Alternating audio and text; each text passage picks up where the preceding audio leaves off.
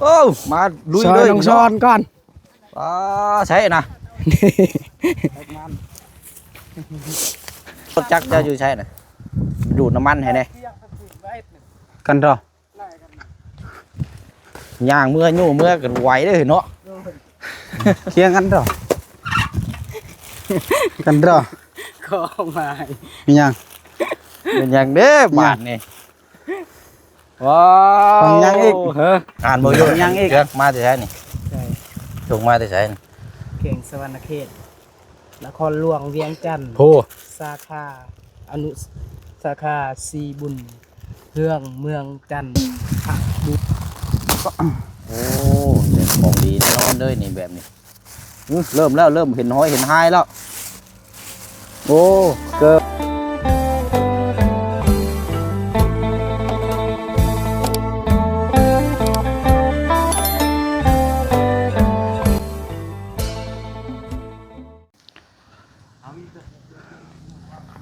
เอาพี่น้องเนาะมาต่อกันอีกคลิปนี้เนาะถือว่าอยู่ในช่องของทางพอท้องเปียวเนาะพี่น้องเนาะพอดีว่าจะให้ทาง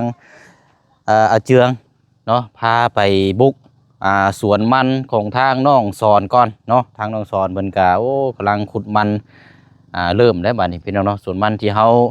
พาพี่พาน้องไปเยี่ยมยามก็หนาเพิ่นเลยพี่น้องเนาะมื้อนี้ก็สิได้ขุดเอาหัวมันมาขายแล้วพี่น้องเนาะมันก็จักแม่นโลเท่าใดในตอนนี้ก็พี่น้องเนาะกับทักทายสบายดีและสวัสดีพ่อแม่พี่น้องเบิดสุขุสุคนเด้อพี่น้องเนาะพบเจอกันอีกคือเก่าคือเดิมเนาะพี่น้องเนาะพอดีว่าก็บ่ได้ไกลปานใดพี่น้องจากกระตูบนี่ไปมองกันสวนมันของทางน้องสอนประมาณกิโลครึ่งนี่แหละพี่น้องเนาะถือว่าบ่ไกลปานใดก็พอดีว่ามีรางวัลคือกันเนาะพี่น้องเนาะอันนี้ก็ทางแม่ใจดีที่ให้ทางโมเสสนี่มาเป็นสะพานบุญมอบโทรศัพท์ให้ทางอาเจืองที่ว่าเมย์เพิ่นอยู่เวียงจันทน์นี่แหละพี่น้องเนาะเพิ่นได้ฝากรางวัลเป็นเครื่องคองนี่แหละพี่น้องเนาะมาให้ทางน้องสอนคือกันเนาะพี่น้องเนาะเมย์เพิ่นติดตามผลงานแล้วก็เห็นทั้งสองคู่หูนี่ขยันกันดีซ้อยกันดีเพิ่นก็ได้เอ้าเมย์ถืออกถือใจเห็นหักแพงกันดีมีรางวัลแล้วก็ส่งมาให้ตอนนี้อยู่นำโมเสสแล้วพี่น้องมีแต่ว่าเฮาสิบุกไปสวนมันแล้วก็พร้อมเซอร์ไพรส์ทางน้องเพิ่นอยู่เพิ่นเลยเนาะบอกเลยว่าราคานี่โอ้สูงเนาะถือว่าเป็นครั้งแรกก็ว่าได้สำหรับทางน้องเพิ่นสิได้รับมื้อนี้พี่น้องเนาะตามที่ทางเมย์เพิ่นแจ้งมาว่าเป็นของเมืองนอกเลยพี่น้องเนาะเอาอะไรพี่น้องติดตามรับชมเบิ่งนํกันเนาะก็แต่ก่อนอื่นเดี๋ยวซ่อนรถจักรของทางอาเจืองไปนํกันอีกเนาะและกำลังเคลียร์เอาแท่นเนาะเอาแท่นลงก่อนยังสิได้นางซ่อนนางน้องเพิ่นไปได้พี่น้องเดี๋ยวพอละพบเจอกันเนาะโอเคอันนี้เมนอันห้องกล้วยมันบ่ล่ะโอ้โทษดิโลนี่เนาะ รถจักรกระตาฮอดบ่มีโกนจงโปงอยู่ถือว่าเป็นรอบที่สองแล้วอันนี้รอบก่อนหน้าตะกี้เฮาบุกไปเบิ่งขนน้ำน้ำกัน รอบนี้และพี่น้อยมีอยู่บ่น้ำมันได้อยู่บ่ไอ้ส่วนใกล้ๆนี่เนาะไปได้แต่มาบ่ได้ก็บ่เอาคือกันได้เนาะ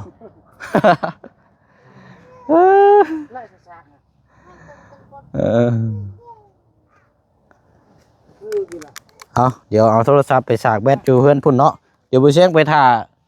ย่างไปถ่ายอยู่พุ่นก็ได้เด้ออยู่เพื่อนพ่อเจ้าก็ได้เด้อเพราะว่าจะไปเอาอันนั้นก่อนเด้อโอเคไปเนาะเจ้าเอาชบไปพุ่นละเด้อเดี๋ยวไปถ่ายอยู่พุ่นละเอาไปนั่งขึ้นมารถป้าโร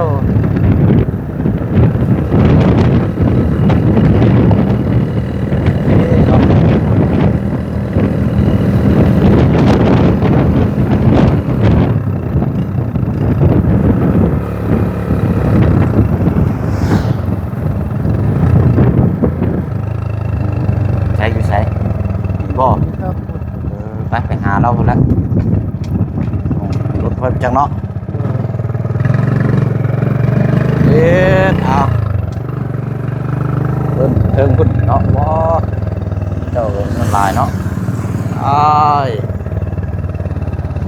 พุ่นหวานเนาะไอ้ดอกต้นแห้งอยู่ เอ็ด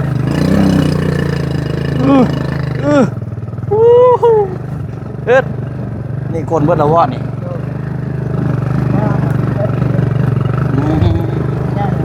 ยังกับเจ้านอนอยู่นี่เลยบ่นี่อ๋อมันเนาะ ไปพุ่นเลยว่ะ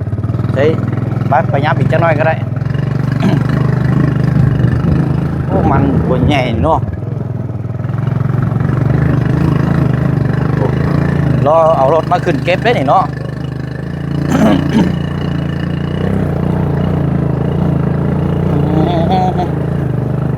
เอาจอดไว้โฮมนี่ก็ได้ล่ะแม่นบ่น้องสอนอยู่นี่บ่พุ่นไปโฮมพุ่นก็ได้เอาไป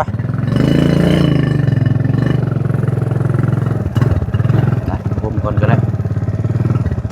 เพราะว่าพุ่นมันบ่ตันทางเพิ่นบ่ ได้ ไปอยู่บ่อ่ะไปคำเดี๋ยวก่อนไปเอาเดี๋ยวอันนี้พี่น้องเนาะทางอาเจืองจะเป็นคนสะใภ้ทางน้องสอนทางหมู่เรานี่แหละพี่น้องเนาะแต่ว่าคนอื่นนี่เฮาสิอันนี้ไปเบิ่งสวนมันสวนหยังเราก่อนเนาะเบิ่งเราเฮ็ดเวยกเฮ็ดงานก่อนทางน้องสอนว่าเป็นจังใดแล้วก็จังไปข่อยเมื่อเด้อบ่เจ้าย่างมานี้บัดก็บอกว่าน้ำมันเบิดให้เราย่างมาแต่ว่าเราเปิดให้เราเปิดนี่เปิดเบิ่งแน่น้ำมันบ่มีเจ้าจับตัวนี้ยืนให้เราเด้อไปเอาเปลี่ยนบรรยากาศมื้อนี้เนาะมาเบิ่งข้าเจ้าพี่น้องเฮ็ดโอ้ และช้อนกัน ดึกดีเนาะนี่เนาะ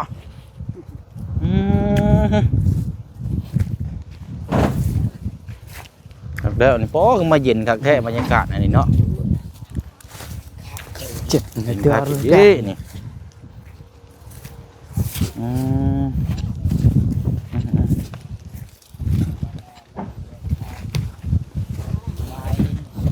ตลกไงดอลกูบอกอย่าดอลใส่กูเจอปากแม่เท่า โอ้มาลุยเลย ต้องช้อนก่อนใช่นะเอาผูโอ้โหเนาะอันนี้แหละเนาะดังเดิมเฮ็ดเวยกเฮ็ดงาน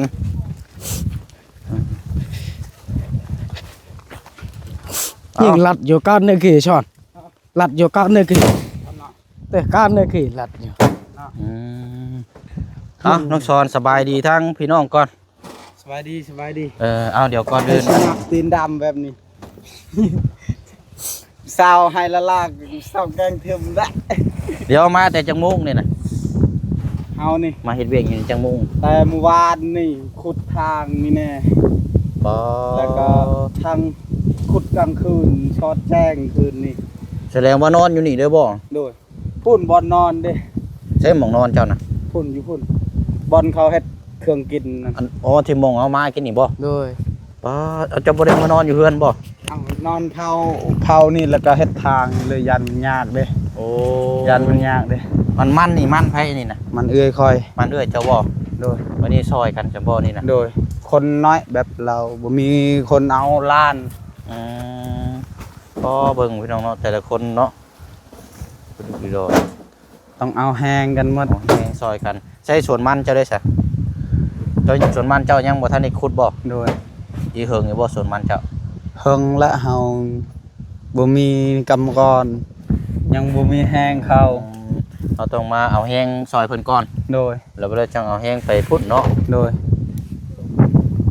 มื้อนี้อยู่นี่เบิดมื้อบ่มื้อนี้ก็เนาะหมดมื้อและคันบ่แลกบ่มื้อและให้เชียร์ขึ้นซอยจักโลเท่าไหร่แล้วมันเดี๋ยวนี้กันโล1,000 ช่อง1,200 3กีบ1,200 3กีบโดยถือบ่คือแพงถือบ่คือแพงบ่ได้ขึ้นลงแสดงว่าลงนี่เนาะขึ้น2,500 มันก็ราคาลงหลายเนาะช่วงนี้ก็ปกติหันได้ 1,500 ขายนะ 1,600 แต่ว่าขายนี่ขายเป็นหัวแบบนี้เด้อเนาะโดยก็เจ้าบ่ได้ไปซับไปตากเนาะบ่ อยู่บ้านบ่เชียงนี่ต้องไปตากก่อนเด้ โดย โลละ5,000ปลาย โดย แต่ว่ามันหลายขั้นตอนต้องซับๆแล้วมาตากมันแห้งกรอบแบบคือใบไม้พุ่นแล้วจังไปขายได้ นี่ก็ลายคือกันทั้งขุดแน่นี่ ขุดทางนี่ยานรถไปบ่ได้ เป็นร่องรถไปบ่ได้ยากเด้ แปลงทางอีกอันนี้ก็เนาะ โดยไปฮอดมันก่อน คนมันบ่ เออ ไปจะไปเบิ่งพุ่นก่อนจังน้อยครับเนาะเอามาได้พี่น้อง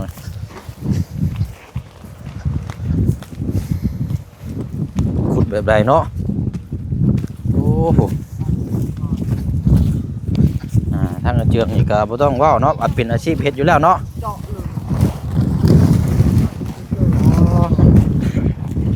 โอ้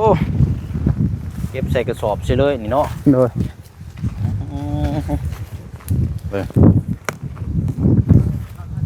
เอาเชียงขาอยู่นี่ก็ได้อ๋ออันนี้ซอยแห้งกันบ่นี่นะทางน้องออนสบายดีเนาะ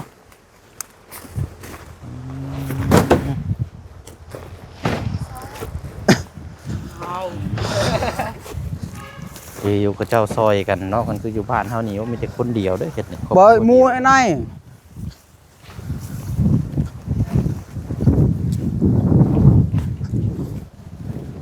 จะแหละสิคานดอกบ่สินัวเจ้าคนเถอะ อันเจ้าเอารถคันเก่าว่าเจ้ามา รถอีห้างมันคันเฒ่าบ่ โดย บ่ได้แม่นคันใหม่บ่ บ่ เออ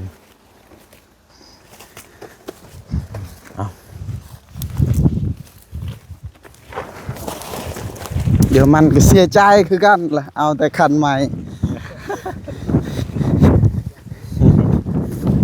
โอ้โอ้ไปโอ้เนาะโอ้บรรยากาศนี่เย็นคักอีกว่านี่โอ้เย็นแบบคือนี่เลยจะเก็บไปพุ่นเหมือนจังไฟมาพี่เนาะ จู้ชอด ฮะ ขี่มาน้ำมันรับกินนี่ อืม มีอันใช้รถจักรเจ้าอยู่ใช้น่ะดูดน้ำมันให้แน่ กันเถอะ ย่างเมื่อยู่เมื่อกันไหวเด้อเนาะ เคียงกันเถอะ ใช้รถอีเถ่าเจ้าอยู่ไส พุ่นเจ้าฮะ เที่ยงตรงไหน กันเถอะ ก็มา มีหยัง เป็นอย่างเด้อบาทนี่ว้าว ของยังอีก เฮ้อ ของหยังอีก มาห่อมุกกักแท้นี่เนาะ ของหยัง จักแล้วบ่ฮู้ได้มานำกันมุกมันคือหยังซะเพิ่นฝากมาแต่ใช้นี่น่ะอ่านบ่อยู่อันเจือกมาแต่ใช้นี่ ใช่ ส่งมาแต่ใช้นี่ เก่งสวรรณเขต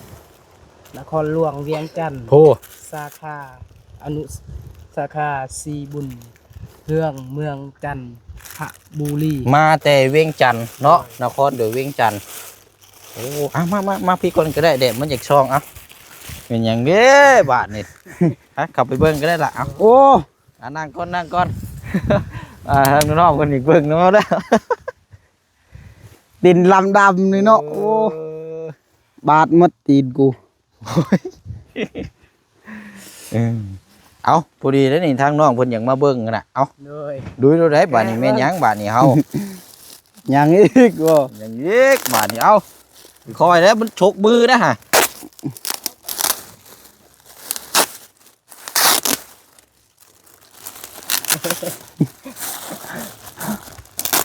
สิแม่นหยังเด้บาท งูยักษ์ เนาะ อันเถอะเจ้า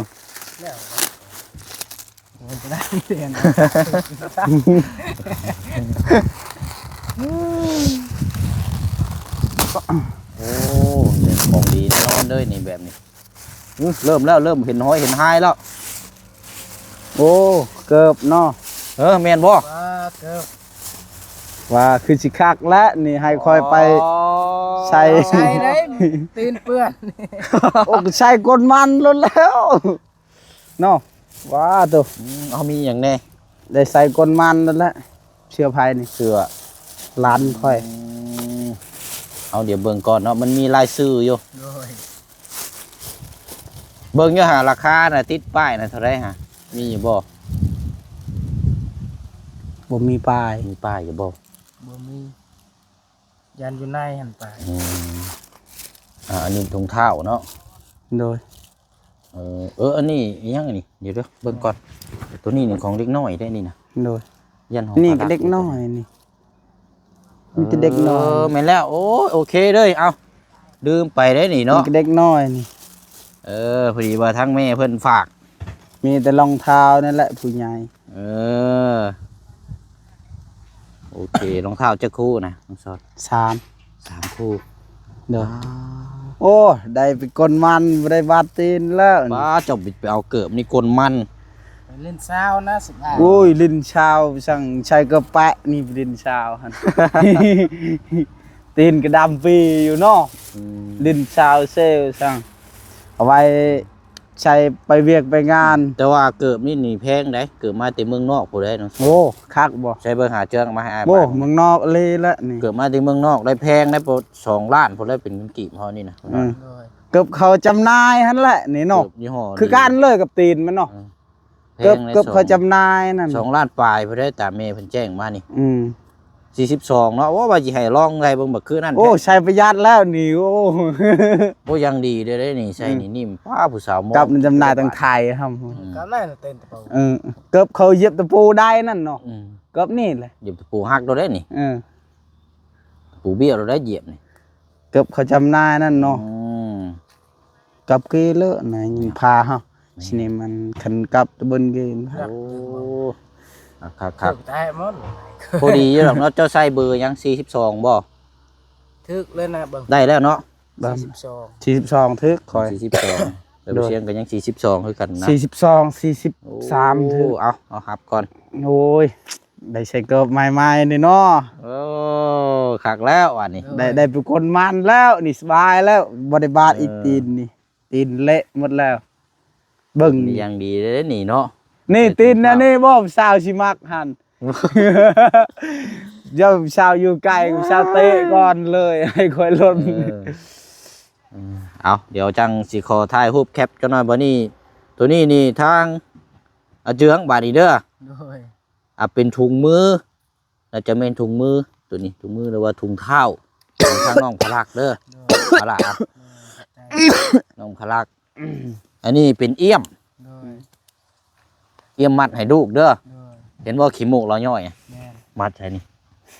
มัดใส่คอนี่ โดย โดย เอามีหลายผืนช่ำเนาะ โดย ตามมาด้วยเสื้อกันหนาวนี่พอดีได้ด้วยนี่ โอ้แน่นนั่นเลยเนาะ ลูกชายเจืองนี่เอาเดี๋ยวว่าแมนเบิดเลยโอ้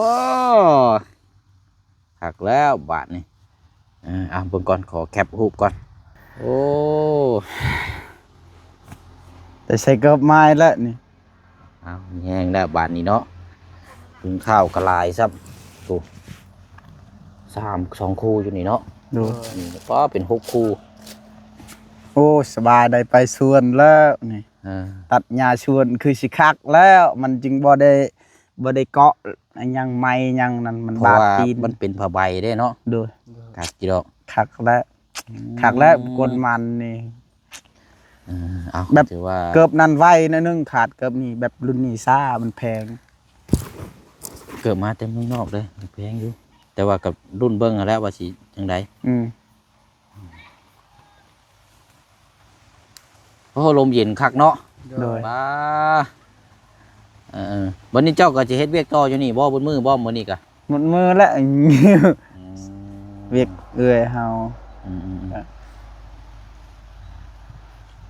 เดี๋ยวจังว่าจังคุยน้ำกันซะเนาะ โดย เดี๋ยวพอละมีเวลาจังมาพูดมาคุยน้ำกันอีก โดย เดี๋ยวพอน้องสอนก็สิพาเฮ็ดเวียกเนาะมีแต่ว่าเอาเป็นเครื่องของมอบให้เป็นที่เรียบร้อยแล้วเนาะจากเวียงจันทน์แต่ว่าแม่เพิ่นอยู่ต่างประเทศเพิ่นมาเที่ยวอยู่เวียง โดย เพิ่นฝากมาให้ โดย เอาเดี๋ยวให้ทางน้องสอนขอบมกขอบใจทางแม่ใจดีในเด้อเนาะที่เพิ่นได้มีกึ่งงามๆฝากมาให้เนาะ โดยขอบใจหลายๆเด้อทางแม่เพิ่นขอให้อยู่ดีมีแฮงขอให้สุขกายสบายใจขอให้ไปไสมาไสขอให้มีคนเบิ่งแย่งเด้อขอให้สุขภาพแข็งแรงตลอดไปเด้อสาธุ โอเค เดี๋ยวทางอาเจืองนํก็ได้บาดนี้เนาะเป็นแม่เดี๋ยวบ่เชียงบอกก่อนเป็นแม่คนเดียวก่อนครับที่บ่เชียงมอบโทรศัพท์ให้กินนี่เด้อ โดย คนเดียว ข กั อน บใจหลายเด้อแม่ใจะดีเพิ่นขอให้อยู่ดีมีแห้งความเจ็บบ่ให้ได้ความไข้บ่ให้มีให้เย็นเป็นสุขสุขกายสบายใจนะครับขอให้ได้เงินตื่นมาขอให้ได้เงินแสนสาธุ ก็ขอบใจทางอายนำหลายๆเด้อเบาเสียงก็ขอให้อยู่ดีมีแห้งขอให้สุขกายสบายใจเด้ออายเด้อแล้วก็ขอ FC ทุกคนที่มาแบบ หยอกเนี่ย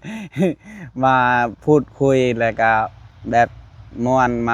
มาคอมเมนต์ที่ซองอายก็ขอให้อยู่ดีมีแห้งหมดทุกคนเด้อ FC แล้วก็ป้าลุงเด้อสาธุ โดยเอาดีมีแฮงเนาะ โดย ทั้งผู้ให้ทั้งผู้รับได้ฮอดจนถึงแล้วนี่ก็พอดีแล้วเอามือเซอร์ไพรส์ทั้งลูกชายเลยบัดนี้เนาะโอ้ยเอามีแต่ว่าตามนั้นได้บัดนี้เด้อแยกย้ายได้เฮา โดย มาก็สิเมื่อผู้ก็หากินข้าว โดย เจ้าก็สิลุยเวียกต่อบัดนี้เนาะ โดยสบายดีเด้อ โอเคไปเอาเนาะได้รับรางวัลเลยตาเจืองเฮาเมื่อ โอ้ บัด ได้ นี้ เกือ เนาะ บชายแล้วคอยนี่ได้เป็นคนมัน โอ้ ลาย ดี เติบ บัดนี้อืม เดี๋ยวเจาะเลยครับ อืม บ่เมียนก่อนเนาะใส่ก่อนเนาะตีนยังดำอยู่ใช้บ่ได้ ใส่ไปสิโอ้บ่ได้แล้วเนาะ ตีนคอยยังดำอยู่มือได้ที่ตีนคอยสะอาดก่อน อืม เบิ่งตีนหันคือแบบจระเข้ปาดหางเลยคือแบบอิหยังนะ พญานาค ตีนพญานาคแบบ โอ้ยบอกไปเรื่อยๆเจ้าก็ได้ ไปเอาไม้มาให้อ้ายในบัดนี้ โดย เดี๋ยวเฮ็ดเวียกเฮ็ดงานเด้อ โด จังว่าจังคุยกันเฮาเนาะ เด้อขอบใจละ โอ ลาย เคป้าอาเจียงเฮาบาดนี้มื้อเฮาบาดนี้เดี๋ยวอ้ายย่างลงไปถ่ายพุ่นเด้อว่าไปเบิ่งหม่องนอนทั้งอันน้องสอนเราก่อนอืมพูดดีๆนี่เนาะสวนมันกะ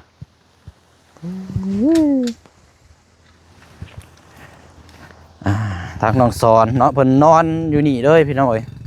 นอนขุดแปลงทางเอารถขึ้นมาแก้มันไปทางพ่อน้องเปียวก็สิออกเมื่อกับทางน้องอาเจือกอีกคือเก่าพี่น้องเนาะพอดีนำรองเท้านี่แหละมาให้ทางน้องสอนเนาะรองเท้างามๆโอ้ยนิ่มเลยพี่น้องเนาะใส่โอ้ออกร่างกายเตะบานแบบสิเหมาะได้นี่ อันนี้บ่หมองนอนนี่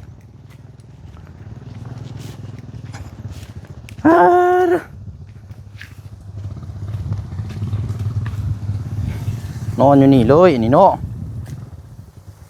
บ่นอนแบบสี่เห็นแต่จีนุกจีนูเท่านั้นแล้วนี่เนาะต้มมีต้มมาม่ากินเนาะ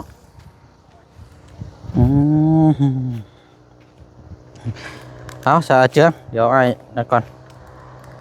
ป้าสนอบินแต่ว่าทางพ่อน้องเปียวก็สิได้ขอจบคลิปล่ำลาพ่อแม่พี่น้อง FC เฮาไปอีกคือเก่าคือเดิมเด้อเนาะมื้อนี้บุกมาสวนมัน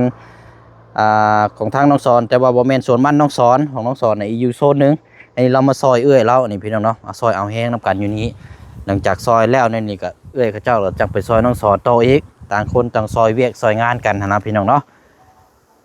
เอาก็ยินดีกับทางน้องสอนเนาะแล้วก็ทางอาเจืองนำเนาะมีของฝากจากทางแม่ใจดีอยู่เวียงจันทน์เนาะแม่เพิ่นก็อยู่ทางต่างประเทศแหละพี่น้องเป็นคนเดียวกันกับที่ผู้เสียงได้มอบโทรศัพท์มาทางน้องอาเจืองล่าสุดนี่เนาะเป็นคนเดียวกันเพิ่นได้มาส่งให้ทางน้องๆเพิ่นเนาะจังได๋ก็ขอให้เป็นหมู่เพื่อนที่ฮักแพงบ่แย่งกันแบบนี้ตลอดไปเนาะทางอาเจืองแล้วก็ทางน้องสอนเนาะผู้ใหญ่ก็สิได้เอ็นดูฮักแพงเบิ่งแย่งนํกันเนาะอย่างก็แล้วแต่พี่น้องมันก็ขึ้นอยู่กับเฮาเบิดนั่นแหละทุกสิ่งทุกอย่างเฮ็ดดีได้ดีเฮ็ดชั่วได้ชั่วเฮาก็ฮู้อยู่แล้วเนาะไปอะไรพี่น้องเนาะพบเจอกันในคลิปหน้าคลิปนี้อยู่ดีไม่แห้งทั้งผู้ให้แล้วก็ทั้งผู้รับทั้งผู้เบิ่งผู้แย่งเบิดสุขุสุคนบ๊ายบายเด้อพี่น้องเนาะสบายดี